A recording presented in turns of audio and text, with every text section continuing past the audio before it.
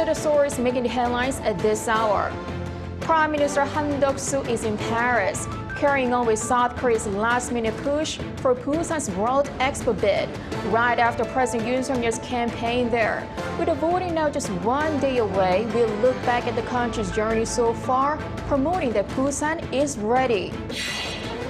Top diplomats of South Korea, Japan, and China met over the weekend and agreed to speed up efforts to resume the long-halted Trilateral summits as the three neighboring countries seek to bring three-way cooperation back on track. 17 additional hostages have been released on the third day of the four-day ceasefire between Israel and Hamas. Israel is open to extending the pause if Hamas agrees to release more hostages. Good afternoon. We start with the voting for 2030 World Expo bid, which is now just 1 day away. South Korea is making its last-minute push for Busan's candidacy, with Prime Minister Han Duck-soo arriving in Paris for a back-to-back campaign following President Yoon Suk-yeol's visit there. The PM, who co-chairs the Busan Expo Bid Committee, departed for France on Sunday to take part in the General Assembly for the VIE, the organizer of World Expo. According to the PM's office, Han is scheduled to meet with the delegates from BIE member states and articulate South Korea's vision to transform the World Expo into a platform addressing humanity's challenges, including war and conflict, the digital divide, and climate change. Han said in a Facebook post before his departure, "Until the last moment, with an unyielding spirit, I will do my best to deliver joyful news to the grateful people." And leading up to this day, South Korea has gone all out, promoting Busan is ready. The government, business leaders, and cultural figures like BTS have all come together for the national campaign. Our Song Yoo-jin reports.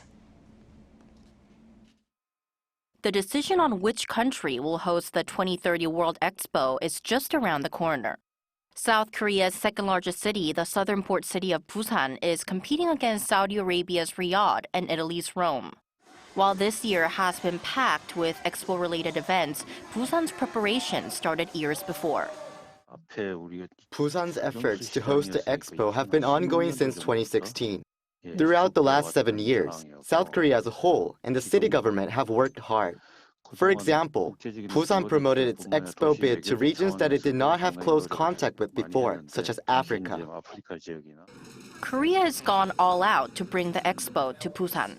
Designating the 2030 World Expo Busan as a national task, President Yoon, Prime Minister Han Duck-soo, and Foreign Affairs Minister Park Jin traveled to dozens of countries to rally support. President Yoon even took the stage as a speaker during Busan's fourth presentation to the Bureau International des Expositions. The private sector joined forces too, with the leaders of Samsung, SK, Hyundai Motor, and LG going overseas as economic delegations, promoting the Busan Expo by screening promotional videos and installing large-scale advertisements. According to the Prime Minister, government officials and business leaders visited 180 countries, all told. Businesses also work diligently at home to boost domestic interest. We teamed up with the Busan city government to establish this designated area for the 2030 World Expo in hopes of bringing it to Busan. I didn't know that Korea had prepared so much for the Expo bid. It makes me realize how important this is.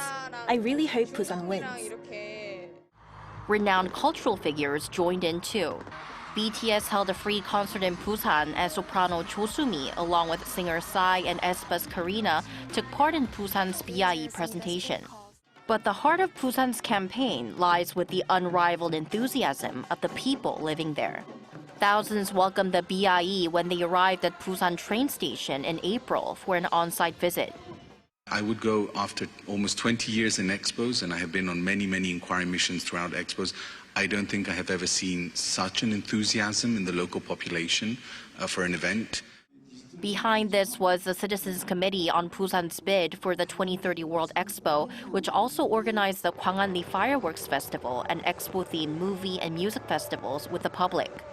Busan has experience hosting major international events like the World Cup and Asian Games. So we have the know-how, the facilities and efficient transport infrastructure. That's why Busan is ready to successfully host the Expo. With fingers firmly crossed, all that's left now is for the 182 BIE member countries to make a decision in Paris on November 28th. 부산 화이팅! 파이팅! 부산 엑스포 화이팅! 부산 화이팅! 송유진, Arirang News. President Yoon himself also gave the final pitch for Busan's Expo bid in Paris. That was part of his week-long trip to Europe that included a state visit to the UK that expanded bilateral relations on security, high-tech, and more. Our Oh So-young has the highlights of the trips. Seoul is building its clout as a trusted security partner in the Indo-Pacific region. That's according to experts following President Yoon Suk-yeol's visit to the United Kingdom and France last week. Emphasising their shared values of freedom, human rights and the rule of law, Yoon's Downing Street Accord with UK leader Rishi Sunak showed an unprecedented level of security cooperation between the two sides, featuring deals on supply chains and the development of sensitive dual-use technologies. Co-developing artificial intelligence and quantum technologies to target North Korean missiles, as well as cybersecurity, which could act as a bridge to strengthen Seoul's links with the Five Eyes intelligence group, consisting of the UK, the United States, New Zealand, Australia and Canada, was also part of the deal. The willingness to share intelligence with other countries, in this case South Korea, shows a high level of trust in the government of South Korea, also in the intelligence gathering capabilities of South Korea, the military of South Korea as well, right? So in a sense, it's proof that South Korea is considered to be a reliable partner by all these countries. Now, on top of that, these countries can gather intelligence that South Korea cannot, for example, in the Middle East, for example, in Russia. Even if we look at China, for example, they have different assets. Seoul also reaffirmed its value-based cooperation with Paris, agreeing to work together on AI and quantum technology as Presidents Yoon and Macron exchanged views on North Korea's weapons collaboration with Russia and the conflicts in Ukraine and the Middle East, particularly as South Korea begins its 2-year tenure as a non-permanent member of the United Nations Security Council next year. South Korea has also been looking to multilateral platforms and like-minded partners to tackle global challenges that threaten peace, freedom and the rule of law in the international community. First of all, because we have seen, as a result of growing US-China competition, but also the Trump administration being in office in the past, how South Korea has been looking at other potential partners, not to replace the US, but really to complement what it gets from the US-Japan cooperation with Korea is very much driven by specific security threats. And I think in the case of Europe, this is not necessarily the case. Beyond security and economic interests, South Korea has also grown its capacity to contribute to global development. The country's bid to host the 2030 World Expo has been highlighted as the chance to foster global solidarity towards the goals of tackling inequality, climate change, and emerging digital challenges that affect all societies. Presenting Busan as the world's solutions platform based on Korea's own transformation from a war-torn nation to a digital and cultural powerhouse, Yoon has held over 150 summits with 96 countries since its inauguration last year. Oh So-young, Arirang News. Top diplomats of South Korea, Japan, and China met over the weekend. They agreed to speed up efforts to resume the long-halted trilateral summits as the three neighboring countries seek to bring three-way cooperation back on track. Our foreign affairs correspondent Bae Eun-ji has the details. Top diplomats of South Korea, Japan, and China sat down for talks on Sunday and agreed to expedite preparations for the upcoming summit between their leaders. The three officials met here at the Durimaru APEC House in Busan and reaffirmed their efforts to hold a trilateral summit at the earliest convenient time. Following the meeting that lasted for about an hour and a half, Seoul's Foreign Minister Park Jin explained that the three officials have decided to put trilateral cooperation back on track as soon as possible. We'll continue to work to make sure that the holding of the summit can be materialized in the near future. Park's Japanese and Chinese counterparts Yoko Kamikawa and Wang Yi also highlighted the importance of cooperation between the three countries. China will work together with South Korea and Japan to put the trilateral cooperation back on track and maintain a sound and steady development of trilateral relations. I hope today's foreign ministers' meeting could become the opportunity for the three countries to resume trilateral cooperation. The last summit between the presidents of the three countries was held in December 2019 in China. It has not taken place for more than 4 years, largely due to the COVID-19 pandemic, but also because of strained relations between Seoul and Tokyo. South Korea, as the chair of the upcoming summit, had hoped to hold the meeting before the end of this year. But the three countries have yet to agree on a specific date, and with a little more than a month remaining, arranging a meeting in 2023 is proving difficult. The Korean government is now reportedly aiming for it to take place sometime early next year. Meanwhile, ahead of the three-way talks, Park also held separate meetings with his Japanese and Chinese counterparts. While meeting the Chinese foreign minister, Park urged Beijing to play a constructive role in persuading North Korea to halt provocations. In response, Wang said China has always played and will continue to play the role needed to help stabilize the situation on the Korean peninsula. During talks with Japan's foreign minister, the two sides discussed issues including a recent South Korean High Court ruling that ordered the Japanese government to compensate victims of Japan's wartime sexual slavery. Park reiterated Seoul's position that it respects the agreement made in 2015 with Tokyo, which says the two countries agreed to finally and irreversibly resolve the issue. But Kamikawa called the court verdict extremely regrettable and urged South Korea to take appropriate measures. 배은지, Arirang News, Busan. South Korea, the U.S. and Japan held trilateral naval drills in waters south of the Korean peninsula on Sunday to bolster combined military readiness against North Korea's evolving nuclear and missile threats. The exercises took place in waters off the coast of Jeju-do Island and involved the U.S. aircraft carrier USS Carl Vinson. The nuclear-powered vessel arrived at a naval base in the southern port city of Busan last Tuesday in a show of a defensive posture against Pyongyang's military provocations. The trilateral naval drills came a day after North Korea said its reconnaissance satellite launched on the 21st took photos of U.S. Army bases in South Korea, as well as in Hawaii and Guam. The UN Security Council is set to convene an emergency meeting on Monday to discuss responses to North Korea's launch of a military reconnaissance satellite.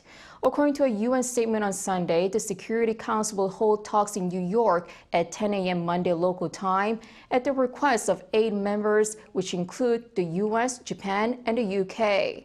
South Korea will also participate in the meeting as an interested party.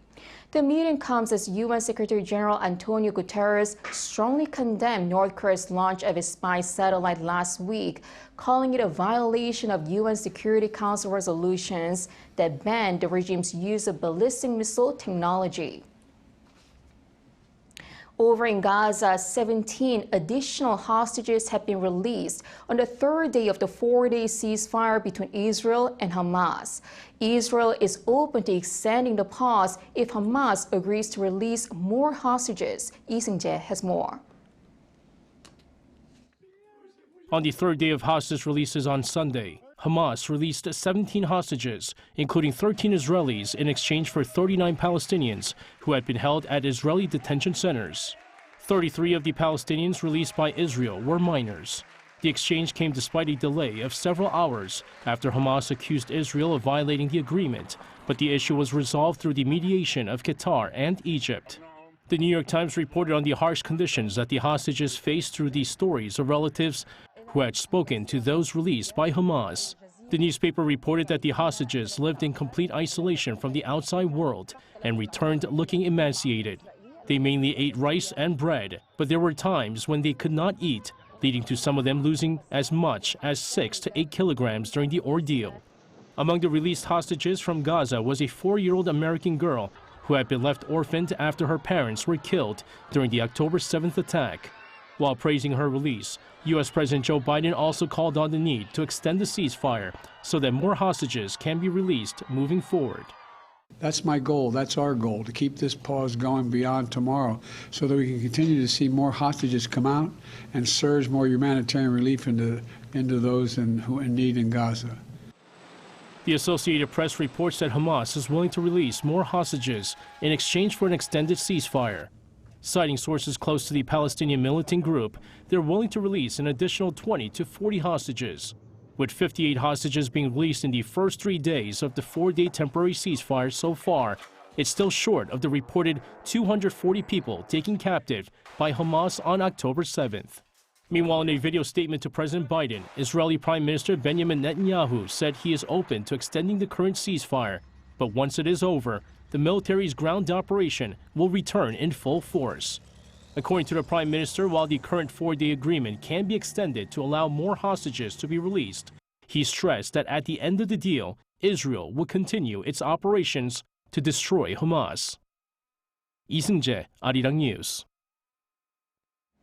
The South Korean government is planning to boost promising new industries such as biohealth and green technology by reforming regulations. It would also work towards growing the global market share of its ocean mobility sector. Our economics correspondent Lee Soo-jin tells us more. South Korea's government is taking steps to bolster emerging industries by reforming and improving current regulations. Finance Minister Chu Kyo-won, in an emergency meeting on the economy with related ministers on Monday, said that while South Korea's economy is showing signs of recovery, the government needs to continue fostering promising businesses in the biohealth, green technology, and ocean mobility industries. One way the government is planning to do this is in the biohealth industry, where clearer standards will be set for newly created health services. It also plans to ease regulations that will encourage the development of healthcare services that use smart technology. We plan to expand the scope of permitted new medical services by revising guidelines that will encourage the launch of various healthcare services, such as those that will help patients monitor blood pressure and diabetes. And the biohealth industry is not the only area that the government is planning to reform. In the green technology industry, the government is looking to ease regulations to allow for more revamping and repowering of old solar and wind power plants and support the entry of carbon capture companies into industrial complexes. It also plans to discuss ways to expand tax support for low-carbon aviation fuels. As part of its efforts to go green and boost emerging industries, the South Korean government has set a target to expand the global market share of the domestic smart ocean mobility sector to 12% by 2027. This comes as the International Maritime Organization adopted a strategy to reach net zero emissions from international shipping by around 2050 and set targets to enact a regulatory code for maritime autonomous surface ships by 2028. To expand global market share, the South Korean government plans to boost the transition from fossil fuels to alternative fuels for ships by providing various subsidies and tax benefits. It would also further support R&D for the development of green ship technology. Lee Soo-jin, Arirang News.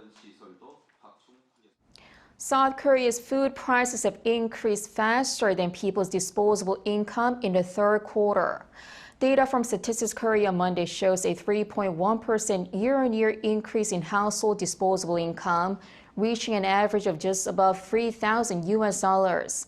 Consumer prices also rose by 3.1%, but the inflation rates for processed foods and dining out, considered barometers of food prices in the Consumer Price Index, jumped 6.3% and 5.4% respectively. This implies that food prices are imposing a much greater burden on daily life compared to other consumer goods. This trend has persisted for 5 consecutive quarters since the third quarter of last year.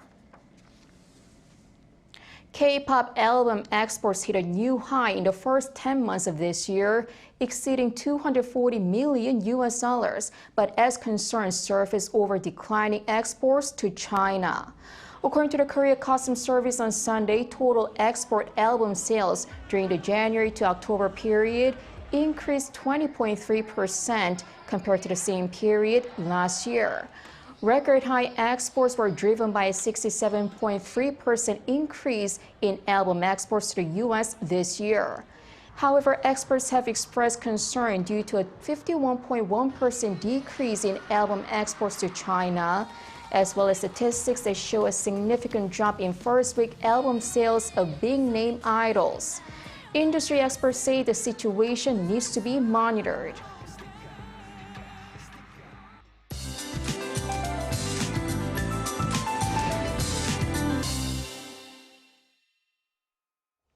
Good afternoon. Wet clouds are dropping light on and off showers in most areas since early this morning. Northern parts of Gyeonggi-do could see up to 10 millimeters, and the rest of the country could see some spotty rain, so keep an umbrella handy today. But rain could turn to snow in mountainous regions of Gangwon-do province.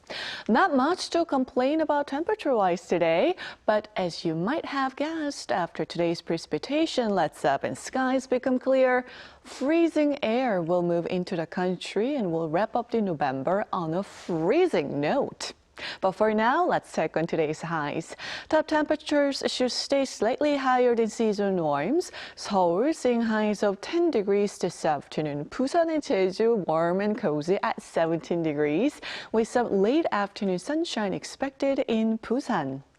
Icy cold mornings to persist through the week. Stay bundled while the skies will remain mostly sunny in the capital area this week.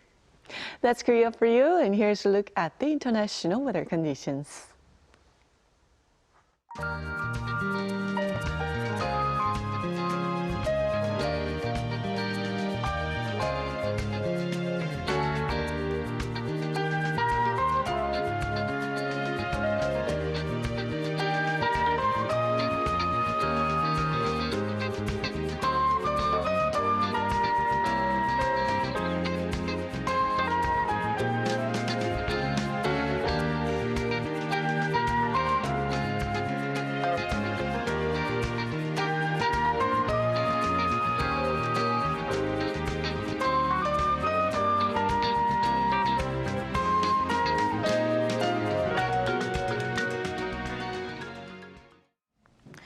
Experts warn that a difficult return awaits the hostages after release, especially children who may show post-traumatic symptoms like anger, with some of them having witnessed their relatives killed just before being kidnapped.